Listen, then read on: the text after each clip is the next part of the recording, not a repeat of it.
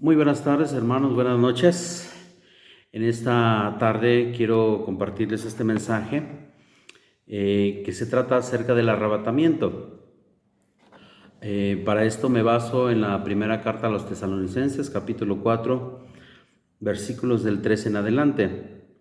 Sabemos que el tema del arrebatamiento es un tema bastante amplio, bastante complejo. Durante estos minutos quiero compartirles algo con respecto a lo que dice la palabra de Dios. Sabemos que hay iglesias, denominaciones que no creen en el arrebatamiento, sino creen que la iglesia va a pasar por la tribulación. Nosotros como discípulos de Cristo creemos que la iglesia va a ser arrebatada. Por eso es que basamos este mensaje en la primera carta del apóstol Pablo hasta los Tesalonicenses, capítulo 4, versículos del 13 en adelante. Y la palabra de Dios en el nombre del Padre, del Hijo y del Espíritu Santo.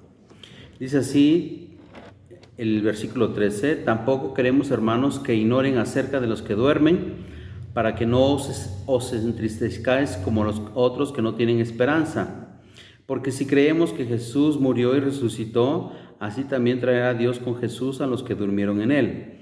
Por lo cual os decimos esto en palabra del Señor, que nosotros que vivimos, que habremos quedado hasta la venida del Señor, no precederemos a los que durmieron, porque el Señor mismo, con voz de mando, con voz de arcángel y con trompeta de Dios, descenderá del cielo, y los muertos en Cristo resucitarán primero.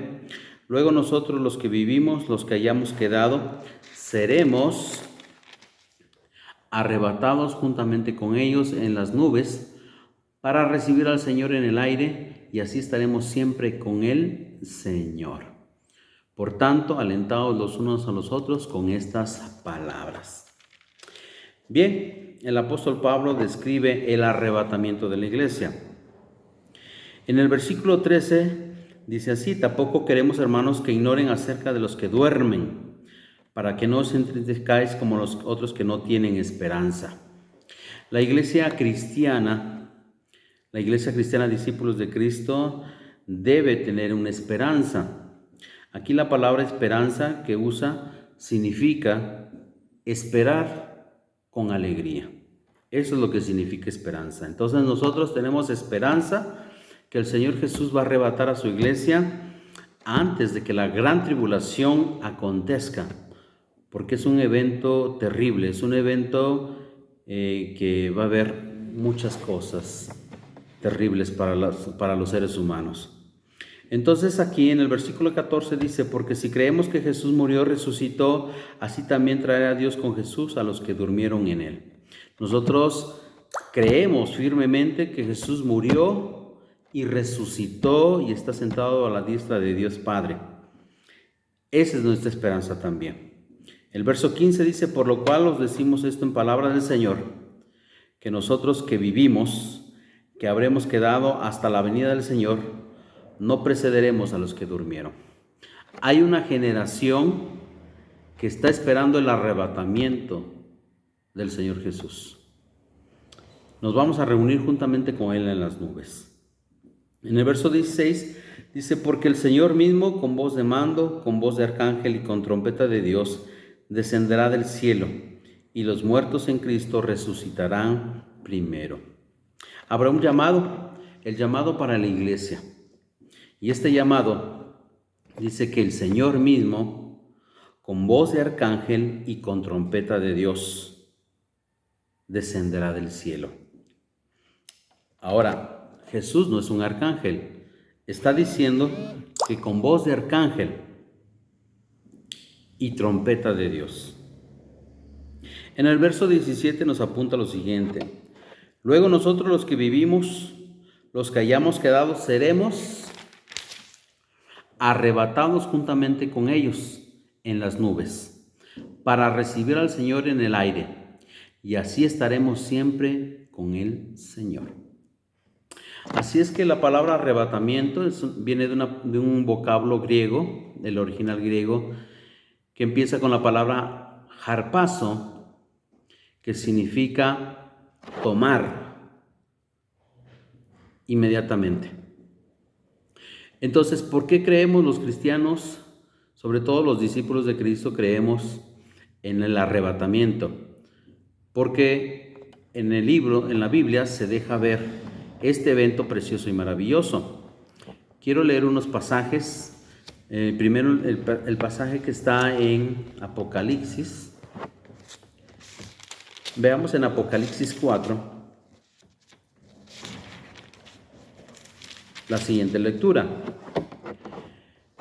Dice ahí, Apocalipsis 4:1: Después de esto miré y he aquí una puerta abierta en el cielo. Está hablando el apóstol Juan. Y la primera voz que oí, como de trompeta, hablando conmigo, dijo: sube acá, y yo te mostraré las cosas que sucederán después de estas. Nos damos cuenta aquí que el apóstol Juan recibió un mandato de Dios. Aquí dice, con voz de trompeta, hablando conmigo, dijo: sube acá. ¿Verdad? La palabra sube en el original es una palabra que se pronuncia anabá, que quiere decir ven acá. Dice aquí el apóstol Juan que vio una puerta abierta. En el traducido en el original dice que es un portal abierto. Y Dios mismo con voz de trompeta le dijo: sube acá. También esta característica la vemos en Apocalipsis, capítulo número 11, donde habla de los dos testigos. Vemos acá, en Apocalipsis,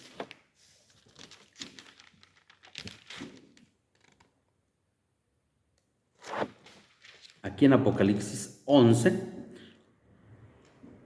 en el versículo número 11, precisamente, dice: pero después de 3 días y medio entró en ellos el espíritu de vida enviado por Dios, y se levantaron sobre sus pies, y cayó gran temor sobre los que los vieron.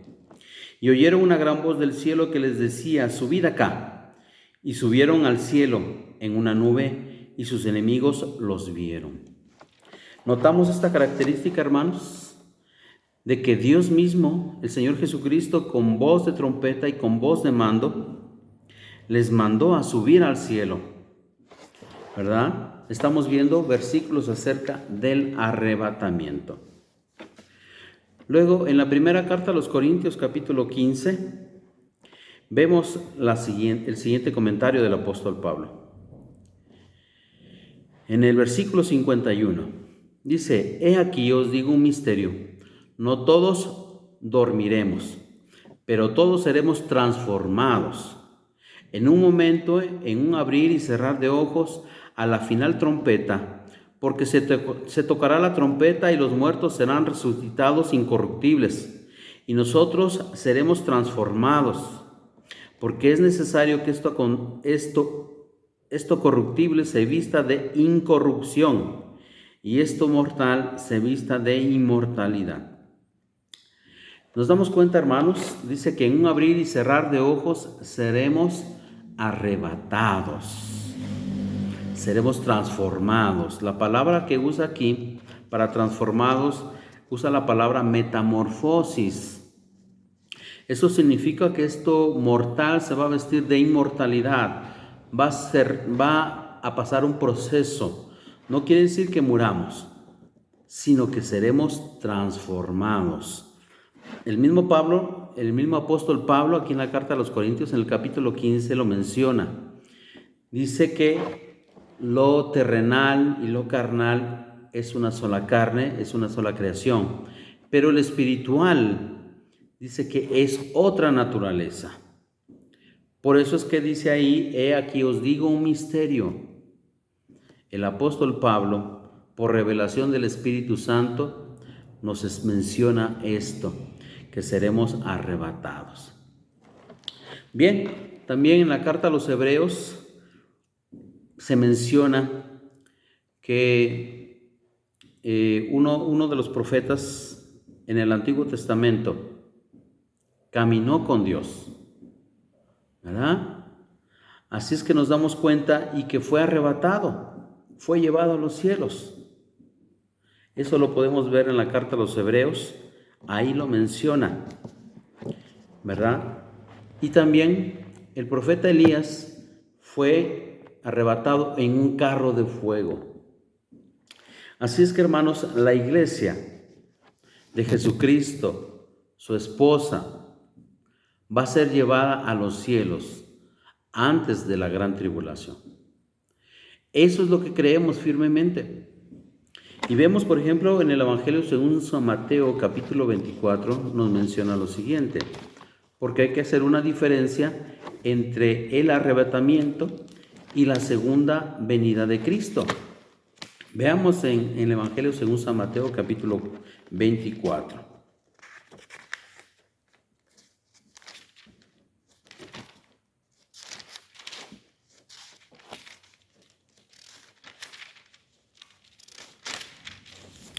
Dice así el Evangelio según San Mateo. Cuando Jesús salió del templo y se iba, se acercaron sus discípulos para mostrarle los edificios del templo. Respondiendo él les dijo, ¿veis esto? De cierto os digo que no quedará aquí piedra sobre piedra que no sea derribada. Y estando él sentado en el monte de los olivos, los discípulos se le acercaron aparte diciendo, dinos, ¿cuándo serán estas cosas y qué señal habrá de tu venida y del fin del siglo? Respondiendo Jesús les dijo, mirad que nadie os engañe, porque vendrán muchos en mi nombre y diciendo, yo soy el Cristo, y a muchos engañarán, y oiréis de guerras y rumores de guerra. Mirad que no os turbéis, porque es necesario que todo esto acontezca, pero aún no es el fin. Porque se levantará nación contra nación y reino contra reino, y habrá pestes y hambres y terremotos en diferentes lugares. Y todo esto será principio de dolores. Bien, nos damos cuenta de que aquí los discípulos les preguntan, ¿cuándo será tu venida? Cuando le preguntan eso, se están refiriendo a la segunda venida de Cristo. En el original se menciona como parusía, en el griego se habla como parusía, la segunda venida de Cristo. Pero bien, la iglesia Madero y la iglesia Discípulos de Cristo en general creemos que va a ser arrebatada antes de la gran tribulación. Y ya la segunda venida va a ser al final de la gran tribulación, o sea, la parusía de Cristo. Entonces aquí vemos, si nos damos cuenta, de que Jesús va a arrebatar a su iglesia. ¿Cuándo? No lo sabemos. Nadie sabe ni la fecha ni la hora. Será un engaño decirles, ya viene esta semana, viene este mes, viene este año, el próximo año. Así es que sería una mentira decirles eso. No lo sabemos, nadie lo sabe. Lo que sí sabemos es que va a haber señales en el cielo, en la tierra, y muchas cosas van a acontecer. Eso sí, nos dice Cristo, tenemos que estar bien atentos. Dice ahí en el Evangelio según San Mateo también, del olivo aprender la parábola. Cuando el verano está cerca, verás que brotan sus ramas. Así es que va a haber señales, hermanos, muchas señales con respecto al arrebatamiento de la iglesia. Lo podemos ver, por ejemplo, una característica en Apocalipsis capítulo 13.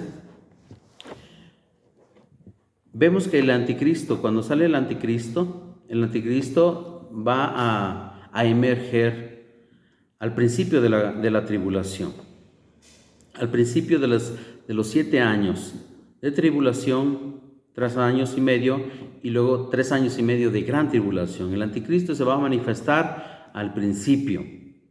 Sabemos que, como lo dice el profeta Daniel, será en la semana 70 del profeta Daniel. Entonces vemos lo siguiente, hermanos. En Apocalipsis 13 dice, 13:7, y se le permitió hacer guerra contra los santos y vencerlos. También se les dio autoridad sobre toda tribu, pueblo, lengua y nación.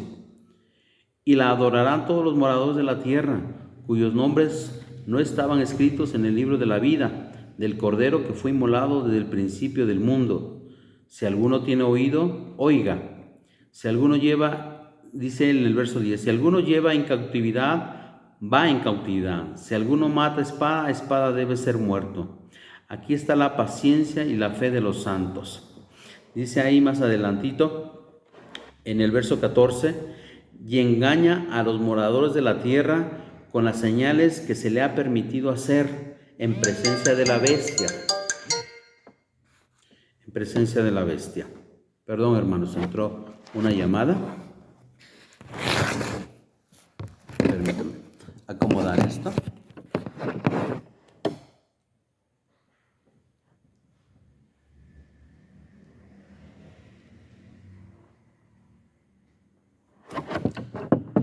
Ok.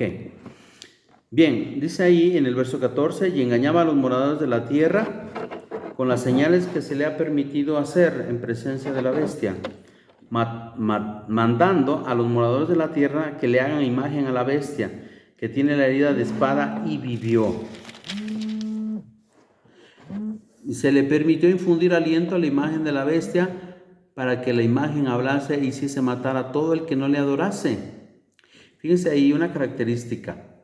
Y hacía que todos, pequeños y grandes, ricos y pobres, libres y esclavos, se le pusiese una marca en la mano derecha o en la frente, y que ninguno pudiese comprar ni vender, sino el que tuviese la marca o el nombre de la bestia o el número de su nombre. Vemos que va a engañar a toda la humanidad. Y dice ahí también que se le va a dar autoridad sobre los santos y vencerlos. Eso significa, hermanos, que va a tener mucha autoridad y mucho poder en los últimos tiempos. Por ejemplo, en días pasados, en semanas pasadas, en la República Mexicana, los magistrados de la Suprema Corte de Justicia autorizaron que en toda la República Mexicana se pueda abortar. Bueno, a las mujeres se les da autoridad para abortar. Sabemos que nosotros como cristianos defendemos la vida y no estamos de acuerdo que por cualquier razón una mujer pueda abortar. Así es que sabemos que los días y los tiempos se ponen difíciles. Aquí también dice que nadie va a poder comprar y vender si no tiene la marca de la bestia. Ahora con lo de la pandemia nos damos cuenta de que muchas personas no pueden viajar si no tienen la vacuna. Hay lugares donde no puedes entrar si no tienes la vacuna. Y cada día se va cerrando esa situación de tal manera que va a haber un control mundial. Así es que habrá muchas señales.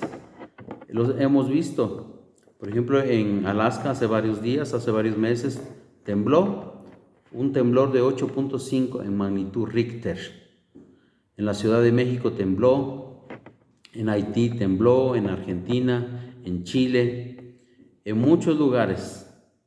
Asimismo también muchos huracanes. Últimamente ha habido muchas tragedias en Alemania, en nuestra misma República Mexicana, en muchos lugares. Y la ONU está preocupada porque ellos dicen que es el cambio climático.